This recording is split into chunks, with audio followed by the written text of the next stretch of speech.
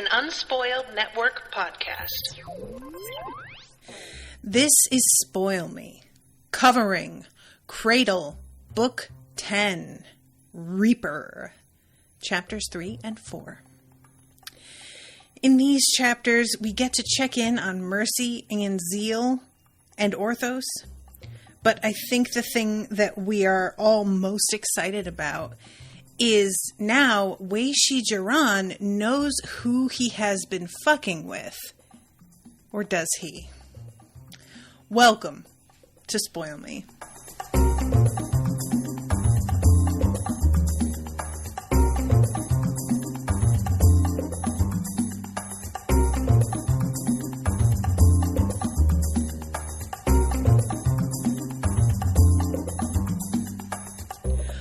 Welcome to the show, everyone. I am Natasha. Thank you so much to Andy for commissioning this episode. Andy is here in the chat, as are a few others. Thanks, guys, for joining me.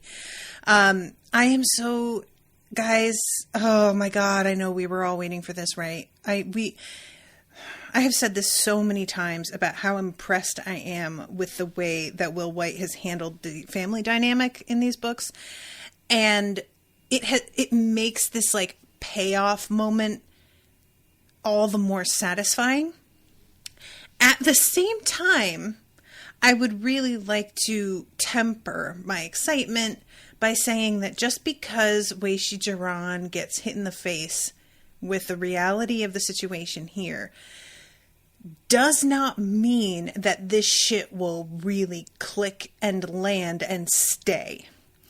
Because I think we have all witnessed, especially over the last few years, how people can be presented with what seems like irrefutable evidence, and they will just keep thinking whatever the fuck they feel like thinking.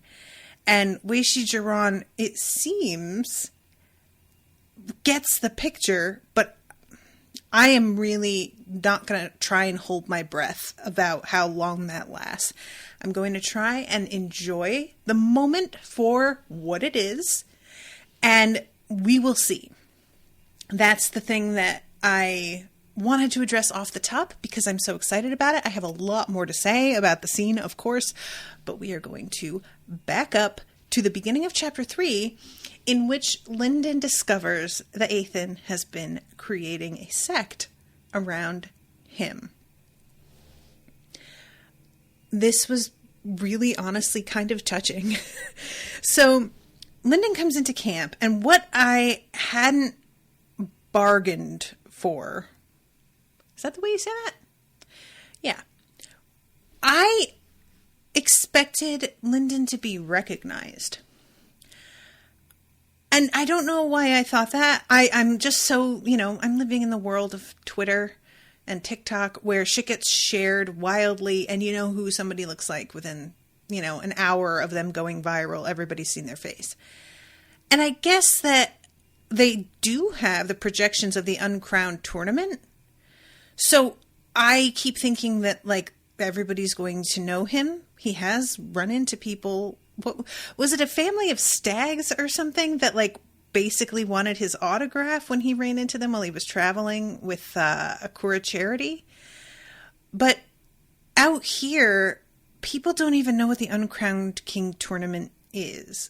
So I was continuing to apply the same sort of expectation to people that I forget. Basically, if you watch the Uncrowned King tournament, that is the equivalent of you having, like, cable internet, right? And everybody out here is working on getting their, like, dial-up routers installed. That's the situation. We've got people with just such advanced, and then people who don't even, like, comprehend how advanced it can be because they're completely removed from it. So Lindon walks into the camp for his own sect, and people don't know who he is, which is hilarious because, let's be honest, guys. Okay, I'm going to put this to all of you to answer, and I really want you to be honest, okay? How many of you, let's say you're this wildly powerful, prodigy, essentially, and you walk up in some place that is like dedicated to you, and people don't recognize you immediately because you're a name to them, but not a face. Do you immediately tell them who the fuck you are? Because I would. I mean, I definitely would. Absolutely fucking would. I swear to God, later on, when he gives the pill to his dad, and his dad is like, did your sect leader give you this? I wanted so much for Lindon to be like, I'm the sect leader. But he doesn't. Because Lindon is better than me. He's better than all of us. He doesn't, that isn't even something that comes to him to say. It doesn't like, it's not written. Lindon almost mentioned he was the sect leader. Because I think he knows it doesn't matter. He could say he's the sect leader and his father wouldn't like, that would not, nothing that comes out of Lindon's own mouth is going to convince his father because he, as the source, is untrusted. So he has just sort of given up. But like, for me, I want credit. I want people to fucking know. I put the work in. I saved y'all's asses, even though y'all tried to turn on me and kill me because you are ignorant. So yeah, I'm gonna fucking tell you who I am. And I'm not mad at him for not telling them. I admire that he's not trying to throw his name around. But it really was a stark moment for me of like, oh God, okay, this is like what a good person looks like versus someone like me. This is what, like, Lindon's desire for power is just very different because of this aspect of his personality. You know, you combine his desire for power with my kind of personality, we got a problem. That's not going well, man. That's not going well for any of you. But yeah, like Lindon, it just doesn't work this way for him. Sadie, let's see. Jan says, I would unveil my core to flex. Jan gets it. Sadie says, I would drop so many hints until someone else figured it out. That's another approach. Be kind of passive aggressive about it, you know, and see if anybody gets it. The thing is, the danger that you run into with being passive aggressive, based on the behavior that we have seen from others in this society, is that if you're passive aggressive and then somebody does figure out who you are, they are going to assume once they figure it out that you hate them or something. You know, they're going to think that you were being passive aggressive because you were like insulted in a way that you're going to take out some kind of vengeance on them for, you know, because they injured your pride, because pride is like the number one thing out here. And I don't want to deal with people falling all over themselves, apologizing, bowing to me, scraping and asking me not to hurt them, because I feel like that's what would happen, you know? So passive aggressive is just too much trouble in the end, in my opinion, but it is a way to handle it. Asher says, no way, I don't want to be perceived regardless, much less by people who think they know who I am, but don't. That's interesting, Asher. By people who think they know who I am, but don't. Okay, I guess I see that. I guess I see that as like a self-preservation thing. Aaron says, no, it's fun to see what's up before letting them know. And once the cat's out of the bag, you can't go back. That's a really good point. That's a really good point. I guess you get a much clearer sense of how everyone is feeling and what's going on in the camp without them knowing. Rob, I delight in far too much dramatic irony before telling the truth. C says, we got a malice. Absolutely. I've said already a few times that I identify a little bit too much with malice, and just, no, nobody wants it. From randoms, I'd want to be anonymous. I would not have let that fly with Jerron, though. Yeah, this is the thing. Okay, we'll get there. Sammy, I would try to get all the tea before I reveal it. Yeah, so I think that that's a really good point, guys. And clearly, like, that is how he is choosing to operate here. Lindon has every suspicion in the world where this sect is coming from and where the, flags have, who designed them and handed them out. So it's not as if he's walking into this going, oh my God, I have no idea what's happening. He can see that it's probably in regard to him. And that is extra motivation for him to not be straightforward about who he is. But there is this interaction that he has with this girl, and he doesn't ask her name because he knows if he asks, she will ask his, and he doesn't want to tell her. And he just says out loud, what is the Sect of Twin Stars? And he's talking to Ethan because he knows Ethan can hear him.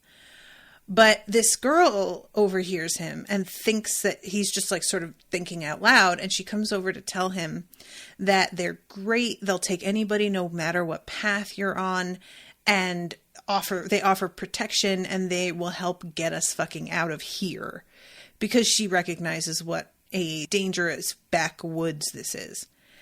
And that is what sort of gives Lindon pause. I think his instinct at seeing this setup is to be upset and want to say, like, no, I don't want this, like, maybe I don't deserve it, or it's too much responsibility. But Lindon's whole deal has been protecting people. He has been so concerned, people who just frankly couldn't give less of a shit about him. And he has to, he sees that this girl is so excited, and first of all makes a mental note that, like, well, whatever we decide to do, I'll definitely make sure she has a spot. And when he goes and talks to Ethan, because of this, it goes very differently than what I was expecting. So at first he does do the, I don't know how to lead a sect. And Ethan, rather than being like, don't worry about it, you'll grow into it. Instead, Ethan's like, well, you don't have to lead the sect. I will lead the sect. And you can just be like our mysterious figurehead. You can be somebody that's like just unknowable. So outside of the sphere of their own power and influence that your mere name is the weapon, and it doesn't actually have a lot to do with you, just your reputation, which that's the way a lot of this shit goes anyway. So I feel like that's, as soon as he says this, again, I'm expecting Lindon to push back and be like, well, that's not cool. And instead, he goes another, and I love this so much, so much, so much.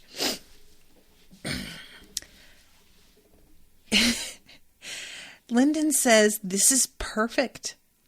We had to keep borrowing the name of House Aurelius or the Akura clan, but now we can act on our own. You know what we can do with an organization behind us?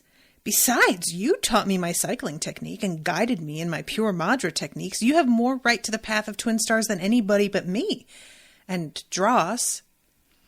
Ethan looked from his own bandages to Lindon's sling. If I hugged you right now, would that put an awkward strain on our relationship? Guys, I cannot tell you how delighted I was by this. I didn't want to sit through Lindon arguing about having a sect. I just didn't want to do it. It was the kind of thing that I was like, the ship has sailed.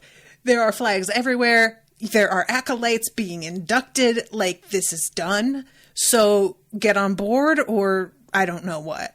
And I was just really glad that he immediately jumps on and even agrees with the overall layout and gives Ethan credit, because this was what I was sort of wondering, and I'm still wondering. Lindon's cycling method is from Ethan. What is it? The heaven and earth technique? That's it, right? And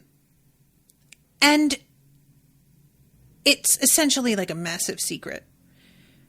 Ethan created a cycling method to essentially cause cores to expand to a point where the sheer amount of Madra you hold in it seems to a regular person as if that would be impossible. That was, if you guys remember back to book 2, when he like refills the cloud ship. And I think it's Fisher Gesha, who, by the way, where is she? I want to know. But she comments on how he like fills the cloud ship up in moments with Madra that would have probably taken her a month to produce or something like this. So, heaven and earth purification wheel. Thank you, C. So, this technique is secret. Lindon and Ethan are, as far as we know, the only people who use it. I'm not sure about Ethan's brother, but I don't get that impression.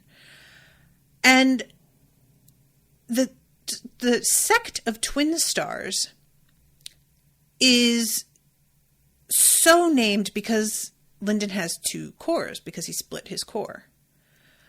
But it doesn't seem as if there's been any mention of teaching acolytes to split their cores, which, when you say Sect of Twin Stars, I'm just assuming that that's because everybody's going to, follow that same like methodology. And I don't have any evidence for that. That's just what I would assume. And I don't think you can do that viably without those people also learning the heaven and earth purification wheel, because they can't function with so little Madra in each core. And you can't really split your core if you already have a path. Is that right? I feel like it worked for Lindon because he hadn't picked a path by the time he found that technique. So it was possible for him to change one of his cores.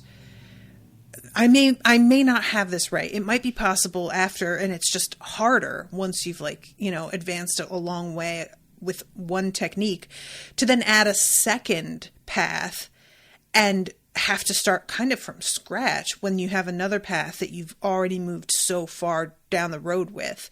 So perhaps this is something that they would only teach to the very young, and those who are older could either take the risk if they wanted to, or they would just forego it and train with the sect, but not use the twin star technique.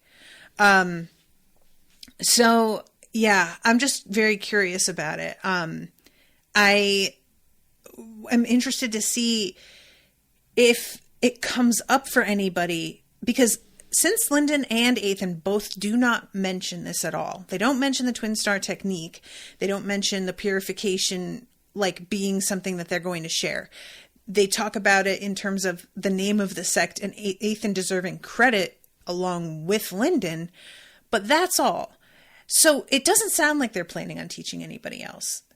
And I wonder if it's going to become an issue. Are there going to be people who have recognized that Lindon has 2 cores and they're going to start to demand to know how that works, or because they're part of the sect and they expected that to be something that was shared with them? Or maybe it's going to be something that we'll tell you once you've advanced enough, or you've trained long enough with us, or reached a certain level of trust with us, I don't know. So anyway, I'm just eager to see how all of that works, because frankly, I don't really know the way that this shit works normally. The formation of sects versus kingdoms and tribes, it's all extremely nebulous. And it seems like, for the most part, at least in the real world, it's just like whatever you decide to name yourself. They could have been called the Twin Star Tribe, and probably that it wouldn't have mattered. But I am wondering if we're going to get more on that. So anyway,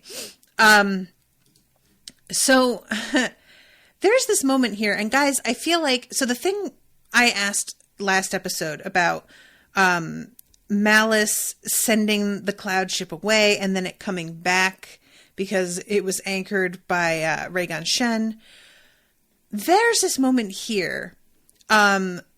Windfall has come through a portal, and Lindon assumes that Ethan did it.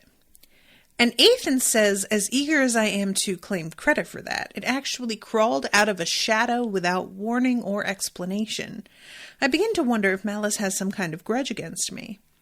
Why? Sending the fortress back was a favor. It was my shadow that it popped out of. So this is, I don't understand why she would be mad at Ethan here. And sending it through a shadow, by the way, is so rad. But I feel like there's something here that I'm missing a little bit. And, that's fine. I don't need to, I'm sure it doesn't matter in the granular sense. Probably the overall motivation is what matters, which I'm sure I will be let in on. But yeah, Lindon said they should have room for us in the Black Flame Empire. Narusea suggested the Emperor was very pleased with us. And Ethan says, just between you and me and any monarchs that happen to be eavesdropping on us, I suspect they'll be sending some cloud ships for us soon. They won't have missed a Dread God's rampage, and they know we were involved. Naruhuan has an opportunity, but we would be the most powerful beings in the Empire by a huge margin. Our presence could change the entire landscape of the nation, not to mention their relationship with the Akura clan. Which is, frankly, kind of rad. Like, the Akuras have reigned supreme in such a way. And while we have had a great experience with Mercy, for the most part, and while I do enjoy me a Malice, and Fury was a fucking delight, I can't deny that the Akuras just have, had such a supreme reign for such a while that I'm not mad about the fact that maybe things are going to turn towards the Black Flame Empire a little bit more. I mean, they're part of the Akura, but do you know what I mean? It's like what they're saying. Let's see. Rob says, I think it's just pettiness for the team defying her in returning to the Dread God battlefield. Gotcha. Okay. So Lindon says, if we go to the Empire, that solves our problems. We can leave if they want us to later, but there are too many people here. Even clean water is expensive. And Ethan starts to be like, it's going to be really risky. And then he stops and is like, what am I doing? Risky sounds great. I definitely want to do this. Absolutely. Let's go. So this is when he has this moment of looking around at the structure of the sect and thinks about how he wants to be here to protect everybody, but he can't be everywhere at once. He's going to have shit to do. And Ethan essentially is like, that's the point of having a sect. We train people so that they can protect one another, so that it is not all on you. And Lindon is looking around. He could sense the tension quivering in the air like a vibration in the vital aura. These people had all lived through a Dread God rampage, and they never knew when it might return. The only ones who looked confident were those wearing the Sect of Twin Stars logo. They belonged to an organization that would survive, one that could protect them. I see, Lindon said. I thought you would. So then we go to Orthos. And Orthos is still giant, still suspended as he's continuing to heal. And the conversation, it's so good. Once again, these people don't recognize Lindon, and they're just being respectful to him because Orthos is being respectful to him. And they're like, well, if Orthos likes the guy, then I mean, my God. And Lindon controlled wind aura to levitate up to Orthos so they could speak eye to eye. And Orthos is trying to tell him, can you ask them to lower me to the ground? I don't need to be floating. And Lindon is like, yeah, that's Ethan's direct order though. So I'm pretty sure they wouldn't listen to me. And honestly, Lindon, you're so full of shit.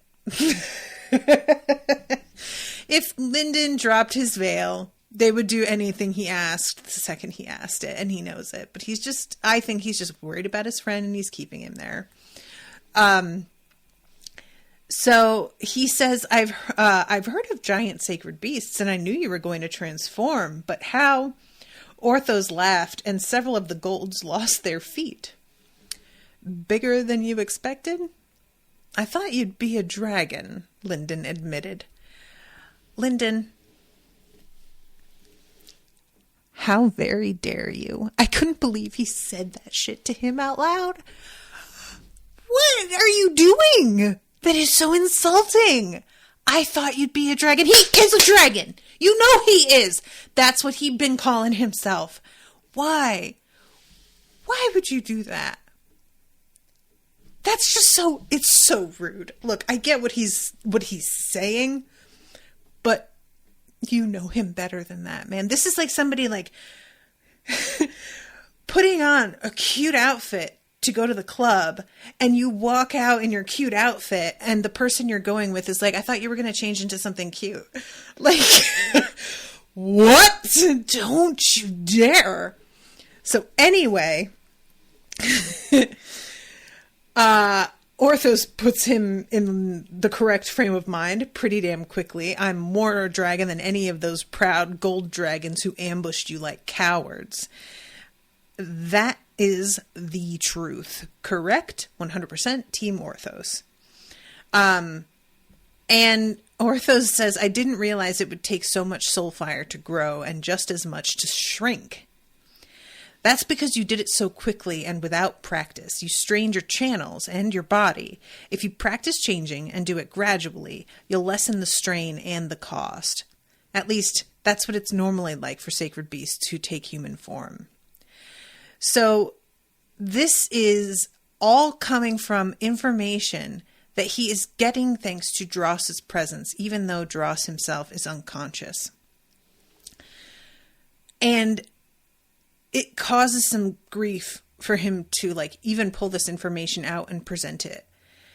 This is a tough thing that keeps coming up, is that Lindon is able to use like Dross as a hard drive in a lot of ways. It's Dross was the one who like processed the information usually and made it more, gave it context, you know, a lot of the time. So it's not like he's lost all of the knowledge that he had. He has it. It's just a really different, he has to like consciously go into his mind and find what and like think things through himself. It's not just being told to him by a processor. And this really is interesting. The concept of him being able to sort of still use this ability feels like the wrong word because I'm calling Dross an ability, but like this advantage, I suppose. He's still able to use it, but it's not what it was.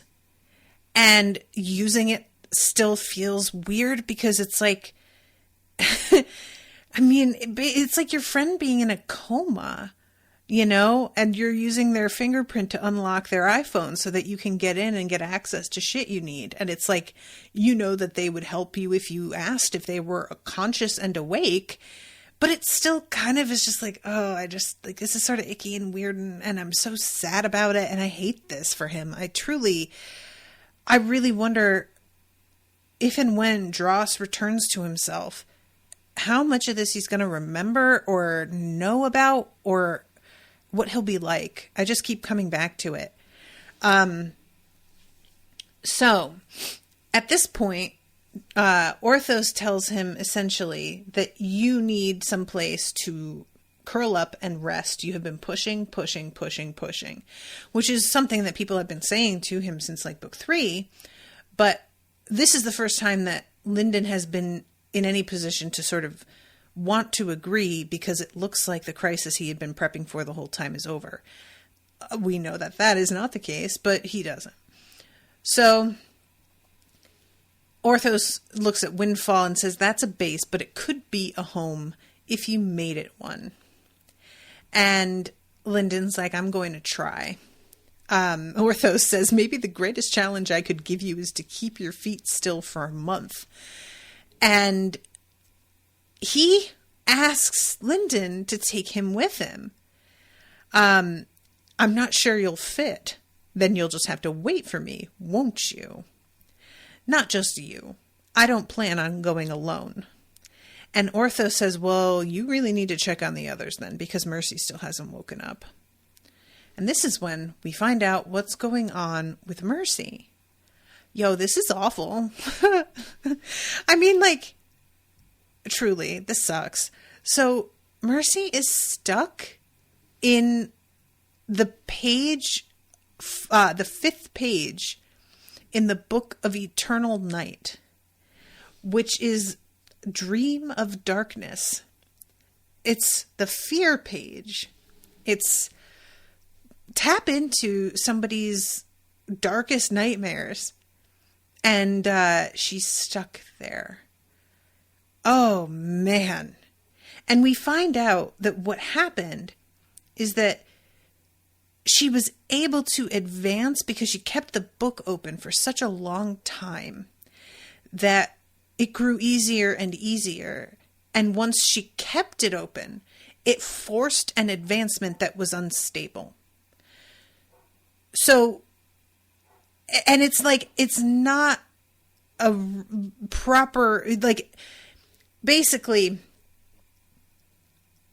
she's going to need, it sounds like, and you guys can correct me if I'm wrong here, but it sounds like she's going to need some TLC to fix this issue so that she can advance properly to the next stage.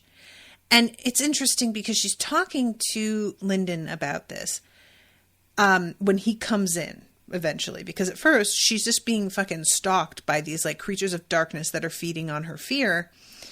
And he comes in and puts his hand on her shoulder and she screams and turns and sees him. And at first she's like, is this an illusion? Because I have imagined being rescued a couple times already. But then it becomes clear pretty quickly, like, no, this is actually him. So she is, oh, let's see. Brian says it didn't force an advancement. She got stuck using a page beyond her actual advancement. Oh, okay. Because that, when she says, I'm trying to find the spot. Let's see. Why did you end up here when your armor broke? I had it open too long. After the tournament, you and Yaren advanced. I had to lean on the book to fight Safara, and the more practiced I got, the easier it was to keep the page open. That's how it works when you're close to advancing. So I just kept it open. As expected, Lindon caught her meaning immediately. Your advancement wasn't stable. So, did it try to advance her? Is that because, like, when he says your advancement wasn't stable, it sounds like it was trying to force an advancement. What does he mean then? It's when she had faced down the Titan, it had crushed her armor too quickly. Her unstable spirit had collapsed, and the book had filled in the gaps. So does he mean her temporary advancement was unstable? That the advancement that was caused by the book being open grew unstable? That's what... So it wasn't an actual advancement. It was like the temporary advancement crumbled, and that's why she's stuck here now. Okay. Got it. I misunderstood how this was happening. So I love this, guys. He is so excited about being in her spirit. Looking around like, this is wild. Can you come here? Like, this seems like you should be able to just really come here. Can you do that? I really want to look around. Is this like, can everybody? He's just got so many questions. And that's the thing with Lindon. And I identify with this so very much, especially with what I do for a living. Questions. I want to know how everything works. That's always how I've been. And I always felt like such a goon for asking those sorts of things until I began to like grow older and realize that they're valid questions. And oftentimes they're what make universes feel real. And everything with Lindon comes back to that. Later on when he goes and sees Ziel, it's the same thing. So this, guys, this is so good. He eventually is like, you know what? I'm so sorry. We should have saved this conversation for after you were out of here. Let's leave. And she says, I'm not sure you can just release, Lindon commanded. The book vomited her up instantly at his order. That is such good shit. I love it so much. Oh my God. And she's really embarrassed here and just like, I thought I couldn't help you unless I could keep up, because she's back to underlady. And Lindon, of course, out of anybody, is going to understand what it's like to feel like you are holding everybody back. He has all the sympathy, and he is very careful. And he's like, of course, if you advanced, that would be great, but it doesn't matter. We're going to the labyrinth and we want you to come.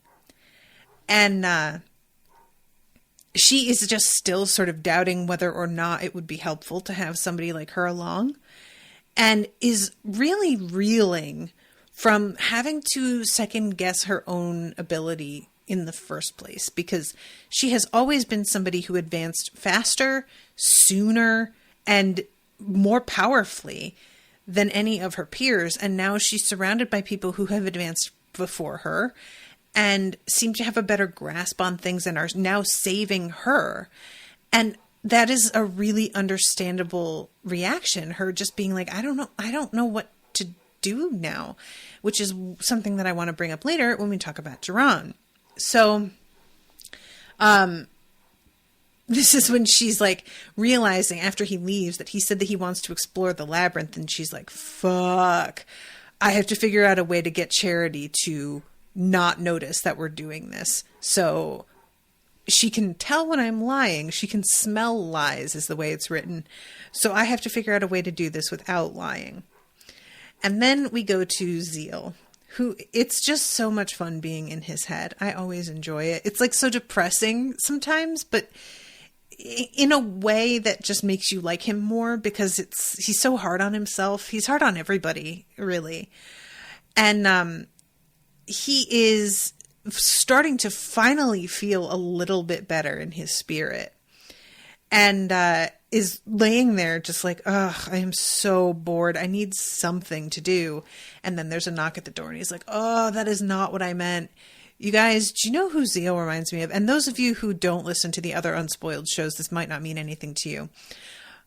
Ziel reminds me of my co-host, Rashawn. She covered Harry Potter with me. She's covering the Dresden Files with me now. And she's the Unspoiled one for those. And Rashawn is just very over everybody's shit. And her idea of like a nice weekend is to wrap up in a blanket and watch Ted Lasso for 12 straight hours while scrolling her phone and playing Candy Crush and not seeing a soul.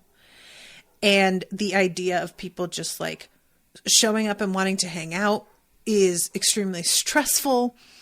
And she'll say she's coming to stuff and she like low-key does not intend to come, just to get people off her back because she feels weird about like saying no in person. And it just feels so Rashawn, this whole thing. Ziel's deal is being like, I want only to deal with myself. I don't want to involve other people. I don't want to be part of a team.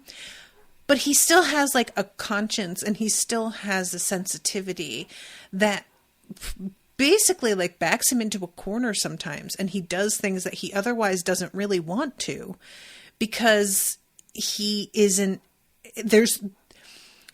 when you have that kind of conscience and empathy, you don't want to be a dick as much as you feel like being a dick would be the most expeditious choice right now. So he just keeps turning like, oh, I'm not your friend. I'm not part of this crew. And Lindon will be like, oh, well, I apologize. And he's just like, God damn it. Don't apologize. Now I feel bad. Like it just goes around and around. So yeah, when he says he's busy, Lindon apologizes. Never mind. I was lying. Ziel said, come in. And Lindon comes in and says, I don't think I've ever been on a proper tour of your fortress. And Ziel is like, ugh, here comes the small talk.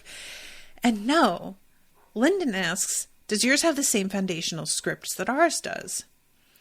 And later, Ziel considers that maybe telling Lindon this whole thing isn't the best idea, but also like if the dude wants to pull his scripts apart, he's definitely powerful enough to do it, so it doesn't matter really. And also the fact that Lindon is asking about the functionality and the skill behind assembling a home like this, that is what Ziel is about.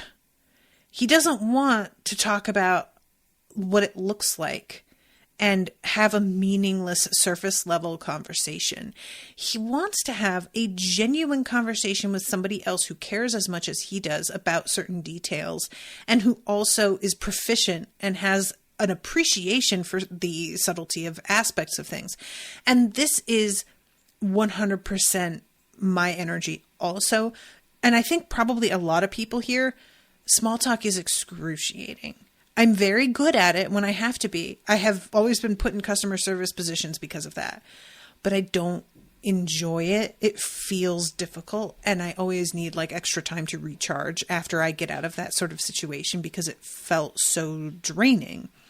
When you get to have a real conversation with somebody that you know sees things the same way you do on a certain topic, it's so nice to just be able to let your guard down and not have to talk about the weather or the latest episode of Succession. And you can just talk about something genuine with real passion. And it's obvious that Ziel is a little bit more hungry for that than he wants to be, you know? I think fancies himself as more of a loner than he truly is. And it's just because he has not met the right people. And a lot of folks are like that. They only have a couple of close friends because for the most part, they don't connect with plenty of folks out there. And that's fine. You know, I think having a few close friends is personally always the way I have functioned. And I used to think that there was something sort of wrong with me. And I've begun to realize I'm just very choosy. And I prefer it. I just don't want to spend time with people that I don't fully enjoy, you know? So this is when he says, let's see, I appreciate the chance to learn from a master. And Ziel's like, scripts didn't help me against the Weeping Dragon. And Lindon's like, yeah, but it was a script formation that weakened the Titan enough for us to drive it off. And Ziel's like, exactly. That is masterwork. My little ship here, not it. So whoever built that is the person you want to fucking talk to. And Lindon is like, thank you for segueing me. That is what I want to talk to you about. We are going to go into the labyrinth. And immediately Ziel's like, no, thank you. Bye. And oh my God. Guys, it's a back and forth for a minute here. But Lindon looked back up and Ziel felt a chill. Lindon's eyes changed color often, and this was nothing so overt, but something had changed nonetheless. One more thing, if you don't mind. You say you're not part of our team. I say you're the only one who thinks that. You're not even really a team, Ziel said dismissively. You're not a sect, and two of you are only part of the Aurelius clan in name. Mercy's going back to her mother the second she calls, and if you think Ethan cares about you more than about what he can get out of you, well, you're not that naive. Somehow, though, the chill Ziel felt had deepened. Anyone who fights a dread god by my side is on my team, Lindon said quietly. Ziel didn't have much to say to that. You can call us what you want, Lindon went on, but whether or not you consider yourself my ally, I am yours. You have only to call on me. That was hardly fair. It turned out that Ziel had more than just a drop of pity left, because now some guilt was seeping out of his long, dry heart.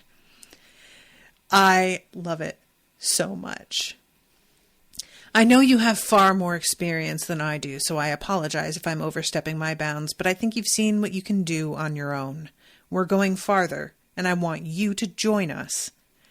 Finally, Ziel realized where that chill was coming from. He wasn't talking to Lindon anymore. That was the Void Sage. And he leaves, and Ziel's just like, ugh, I knew I shouldn't have opened the door. And that's the end of that section. So, okay. So we have a moment with Lindon and Geron. Guys. So Geron, first of all, does not believe that Lindon knows what he's talking about in terms of putting these remnant eyes over his own eyes. Lindon says something about how it won't even be painful, and Geron thinks that he's being insulted, basically, that the insinuation is that he's afraid of pain. Which, yeah, Lindon, even I knew that that was the wrong thing to say. And he says something like, I had pain that you can never imagine. And I'm just like, oh man, you just really have not heard the stories, have you? Like, not really heard them. And Lindon loses his temper so bad that he breaks the table and his father topples over and Lindon has to catch him with wind aura. And I love the fact that Geron's just like, what happened? Did you break something? Yeah, he did, Geron. Yes, he did. It was almost you. Maybe try and be cool. So then Lindon gives him a pill because he keeps being like, just get me to Jade. Just get me to Jade and my eyes will fix themselves. And Lindon's like, they will, but not enough. Like, it won't be as good as if you let me do this and then you advance to Jade. But when he puts up this fight, Lindon basically like chucks the pill at him and is like, take this then. Fucking do it. It'll bring you to Jade. It'll bring you to, I think he says low gold. And oh no, it does bring him to Jade, but he says, I'll sponsor you through true gold. And when he says, is this what your sect leader gave you? Is this what they used on you? And Lindon says, no, I found this on an underlord after I killed him and devoured his spirit, which just is the scariest sentence. And then he was planning on throwing it away because it was defective. Lindon, what are you doing? Why did you say that? Because he's just pissed. That's why. It's just because he's angry. But honestly, you have to know he's not going to want this now. Fuck. So anyway, he walks out the door because he's in such a rage and he doesn't want to deal with his dad anymore. And he runs into his mother. I have to say, I am so delighted with Seisha because I didn't know if, like, his sister has clearly grown to understand what Lindon's power really is. Not fully, but she gets it much more than her parents. And I was wondering, are either of his parents ever going to fucking really clock what's gone on here? And Seisha has finally started to grasp it. Started. And I have to say something in like Geron's, not so much his defense, but in his favor. Geron really trusts his wife's judgment. And I love that. He is like aware that his understanding of things is limited. And so basically if his wife is impressed, then he's like, oh shit. Which, I don't know, that just speaks to my heart a little bit. It's so rare for women's judgment to be taken seriously. And considering what a stubborn bastard he is, his total faith in her assessment of things is sort of touching. And I just kept being like unexpectedly like, oh, every time he displayed like the trust in her that he has. And it's sort of funny because she has kept trying to explain to him what Lindon's deal is, and he keeps not believing her anyway, even though she's getting progressively more fucking irritated and impatient with him, which he can sense. And it's just that everything that she's telling him flies in the face of what he thinks he understands. And she says this to Lindon essentially like, look, he is being told that the entire world that he thought he understood does not function the way he thought. I know that he's such a ball breaker, but please, please give him a little bit more time. He's been living a lie his whole life. And I have got to say, guys, this is something that I think it is really, it gets to the heart of the difference between two types of people. I've compared Lindon's struggle while he was in Sacred Valley with having essentially like a disability, and how the people in Sacred Valley have no interest in assisting a person who has a disability. You're either seen as a productive, contributing member in a very specific way, or you are not valued at all. At all. Like it's mentioned at one point that if somebody killed him out of, from another clan, his clan would have to apologize to them for him being an inconvenience. That's how little he's valued. And Duran was a little bit of like a baller in that community. Like, not hugely. He hadn't reached Jade yet, but that was because he got injured in a way that sort of held him back. And it was well known that his injury had sidelined him, but that he was like still had been kind of a badass, and he was able to roll on that reputation a little bit and on his wife's reputation. And to a degree, his daughter she was coming up, and when you are in a society where you're doing well and you are told that's not actually how it works, it is a lot more likely that you're going to reject that. So if you are somebody who is, and I'm talking about in our world, if you are somebody from a privileged group of people, if you are white, if you are straight, if you are a guy, if you are cis, it's a lot harder for you to accept that maybe some of the things you have accomplished in your life are not because you're so great. It might just be because of straight up how you were born. Nothing to do with your personal accomplishments, your drive. It all is circumstantial. And nobody likes to hear that. Nobody wants to think that, yeah, you're doing very well. It was made extremely easy for you. And I'm not trying to say that it was easy for Duran, because he's clearly been through some shit. But seeing his son, that he thought he knew what he was worth, just ascend, that not only means that he didn't understand the system the way he thought, but now he has been plunged into a world where he is so low that children are outstripping him in their advancement, literal children. And the pride that these people have, that's like poison. So Seisha is somebody who is able to step back and actually hear the experiences of other people. And despite it being very difficult and her constantly having to stop and reevaluate, she tells Lindon not to be wasteful with this pill.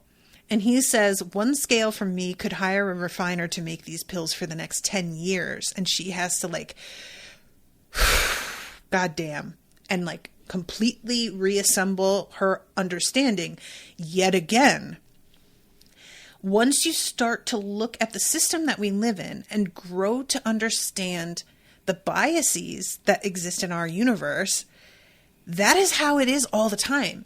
You constantly are faced with things that you hadn't considered and that you didn't realize were an issue. And now you have to fold that into your understanding.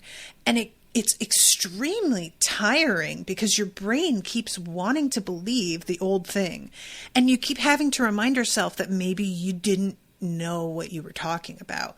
And Seisha, because she is somebody whose job it was to take things apart and understand how they were made and put them together. And she has a drudge to help her with that. It makes sense that she's a lot more open to new information, that she is a lot more receptive to the evidence that's being presented to her. Her drudge is looking at shit and going, okay, that is insane that they have made that. And she has those tools because she's a critical thinker. And Duran hasn't ever had to operate that way because he's a brute force kind of guy. So like, to a degree, I have a little bit of sympathy, because when your brain doesn't work that way, it is really hard. We want to believe that we know how things work. And being told that we don't, and being told that maybe everything we have is not entirely due to our own merits, it's an unwelcome thing to hear. But there it is. So anyway, we have this moment where the Emperor is coming to visit.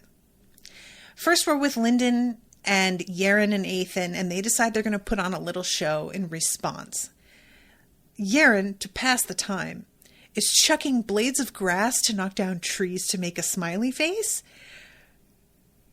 Setting aside how hilarious that is, can you not just knock a bunch of trees down, Yaren? Come on. Just leave the trees alone, man. I'm just imagining all these remnants from the trees being like, what the fuck? Really? So we go back to Lindon's family, but we're in Geron's POV.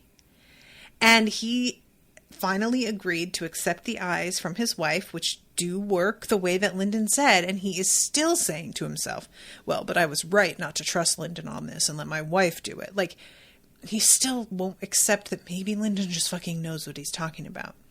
And what was interesting was that once we're in his POV, his assertion, which I wasn't really like considering, but it makes a little bit of sense. His assertion is that, sure, maybe Lindon's powerful, but he's powerful because he advanced too quickly and has probably permanently damaged his spirit and just doesn't know it yet. You know what? I could understand how he might think that. It was actually, because what I was struggling with was like, you can see what Lindon is able to do. How do you not understand? And that explanation, I was like, oh, okay. So he kind of thinks Lindon cheated a little bit. Does not excuse the fact that he doesn't believe Lindon when Lindon's like explaining that's not how it worked, or his wife is, but nevertheless, it was enough of an explanation as to how he's rationalizing what he sees with what he still thinks is true, that I was like, that, okay, I could see that actually.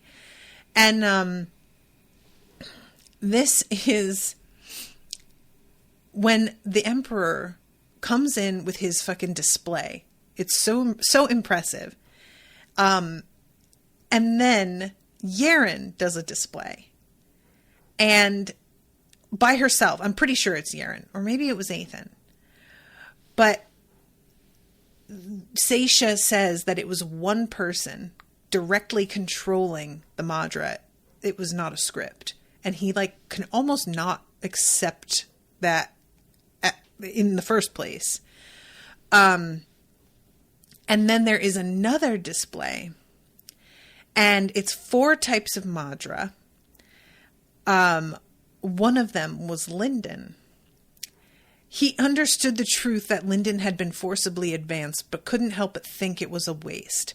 What could someone else have accomplished with those same resources? That sentence killed me. It's not just how much more could Lindon have done if he'd slowed down, because it's just so not about Lindon. It's what could someone else have accomplished? All he can think about is that Lindon isn't worth it. That's what it always comes back to. And it's so devastating to me. So the Emperor comes out and Geron's like, oh shit, it's the Emperor. And then he presses his fists together and bows. And Geron's like, I guess it's not the Emperor. And then he says, the Black Flame Emperor greets his 3 esteemed guests. Ethan Aurelius, Yaren Aurelius, Wei-Shin Lindon Aurelius. And Geron, it says, it kicked him in a place no one's words had reached. It was one thing hearing about how powerful Lindon had become, and reluctantly accepting that someone had made Lindon powerful, which is so insulting. I mean, like, yeah, he was given a cycling technique, but, like, the work was his. But seeing here, with his own eyes, a display that would have shaken all of Sacred Valley, and to have it directed to his son, Seisha looked at the expression on his face and sighed. I did tell you, she said. So unfortunately, I'm over time and I have to squeeze in the next scene of this chapter. But the Emperor comes in and is absolutely falling all over himself. It's a very weird moment because Lindon has to come out and give his response. He thinks that Ethan's going to do it and then looks over and Ethan's staring at him and smiling, waiting for him to speak. And he says something like, "We're humbled to be visited personally. We are grateful to be allowed into your territory." And the Emperor gets a sort of surprised expression, despite the fact that he's pretty fucking stoic and usually doesn't show emotion. And Lindon's like, "Did I say something wrong?" And I have to imagine the way that he's fashioning it, allowed into your territory rather than being accepted as guests or loaning our support. Maybe there's something about the way he worded that feels a little less warm than the Emperor was expecting. And when the Emperor comes in, he says, "Forgive me if I have offended you with my lacking manners in the past, and allow me the chance to make up for it in the future." Is he referring to something specific? There's something that I might have forgotten? Or is he referring obliquely to whatever blunder Lindon made in his response? Because it felt like that whatever Lindon said made him worry. But anyway, Caleb said he put Lindon in prison for a year. I fucking forgot about that. Oh shit, Caleb. I forgot about that. Oops. Thank you for reminding me. God damn. Yeah, that's fair. Okay. So at this point, Naru Huan gives all these compliments to Yaren. He says to Lindon, "You gotta tell me what you did to get to Sage. Holy shit, you just skipped levels. Tell me your secret." And Ethan is like, "Hi, I'm here. Did you forget that we're super buds?" And Juan is like, Oh, you want to do that? Okay, let's talk about that. Let's talk about what great friends we are, that you didn't tell me fuck all about anything that was going on, and I had to hear it from fucking Akura clan members who congratulated me and I didn't even know what it was about, which makes me look like a fucking dickhead. And honestly, fair. He is right. Ethan is so annoying. And it's just the whole... May I point out that I trained these two? I know, Ethan. I do know. You have done more for the Empire than anyone since my mother. But you make it so hard to be grateful. If only you weren't so infuriating all the time. And Yaren is just like, you could kick him. I swear to God, I love her so much. Oh, what a beautiful idea. And Naru Huan lights up and is like, that sounds great. And Ethan's like, I don't know if this is... And Juan just unleashes. And Ethan goes flying so far that Lindon's like, I think he might reach Sacred Valley. And Juan is like, okay, somebody get me a dream tablet. I need to put this memory down because this is just about the best moment of my life. Oh my God, that is so good. I love Yaren for thinking of it. I love Juan for being immediately on board, like, yeah, that would help, actually. And I love that Lindon sees how bubbly and excited the Emperor is after he has kicked Ethan and is like, oh, maybe I should kick Ethan. Oh, God, this is so great. So that's the end of that chapter. So I have to wrap up. I'm way over time as usual. But thank you guys again so much for joining me. Don't miss next week, same time, same bat channel. Thank you again, Andy, for commissioning this, and appreciate everybody in the chat feeding me info. Hope y'all are enjoying the coverage. Until next time, toodaloo, motherfuckers.